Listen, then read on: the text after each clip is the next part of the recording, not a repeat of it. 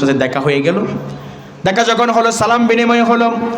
এবার মূসা আলাইহিস সালাম বলেন, আমি আপনার সাথে থাকতে চাই, আল্লাহ আপনার যে জ্ঞান দিল সেখান থেকে কিছু আহরণ করতে চাই। সুবহানাল্লাহ বলেন না। খজির আলাইহিস সালাম বলল, তুমি আমার সাথে থাকতে পারবা না, কারণ আমি আল্লাহর দেওয়া জ্ঞান দিয়ে এমন এমন কাজ করব যা তোমার কাছে বরদাস্ত হবে না, তুমি ধৈর্য ধারণ করতে পারবা না। মূসা আলাইহিস সালাম বলল, না আমি ধৈর্য ধারণ করতে পারবো, আমার নেন। আমার ভাইয়েরা এবার সাথে চলল, নদীর তীরে চলতেছে। হঠাৎ করে নৌকা চলে আসলো, নৌকা একটা আসলো, বলল কোনো নৌকা ভাড়া দিতে হবে না, এমনি এমনি ফাও ফাও ফিরিতে নিয়ে যাব। কারণ নৌকার মাঝি খদির আলাইহিস সালাম রে চিনতেন। নৌকার মধ্যে উঠলো, হঠাৎ করে একটা পাখি বসলো। পাখি যখন বসেছেন, ওই যে সাগরের মধ্য থেকে, নদীর মধ্য থেকে পানি নিলেন।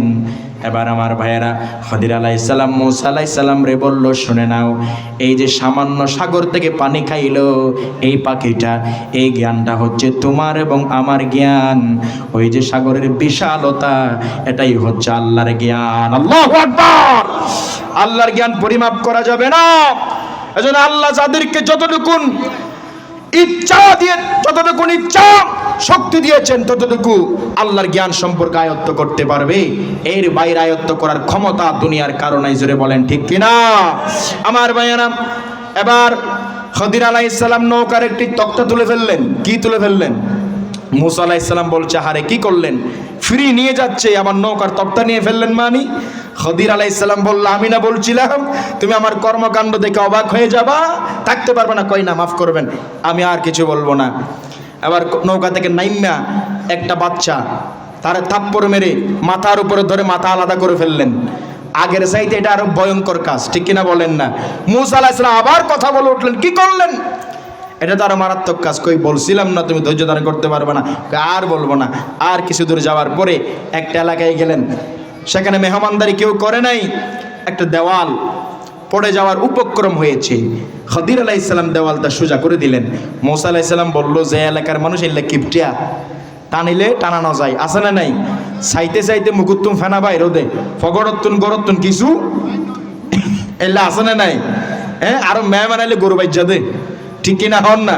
শুধু গরু মারানি দেখি মেহমান যাইবই দে, ঠিক কিনা হন? মেহমানদারি ন করে।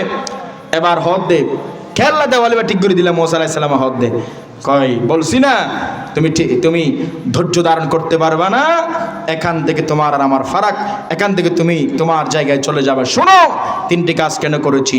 নৌকার তক্তা নিয়ে ফেলেছি, নৌকার মাঝিটা হলো গরিব, এখান থেকে সে রিজিক তালাশ করে, কিন্তু ওই যে ও পারে একটা রাজা আছে, নিখুঁত নৌকাগুলো নিয়ে যায়, এই জন্য আমি তার নিখুঁত নৌকাটা একটু তক্তা নিয়ে তার নৌকাটা বাঁচাইয়া দিলাম। সুবহানাল্লাহ বলেন না।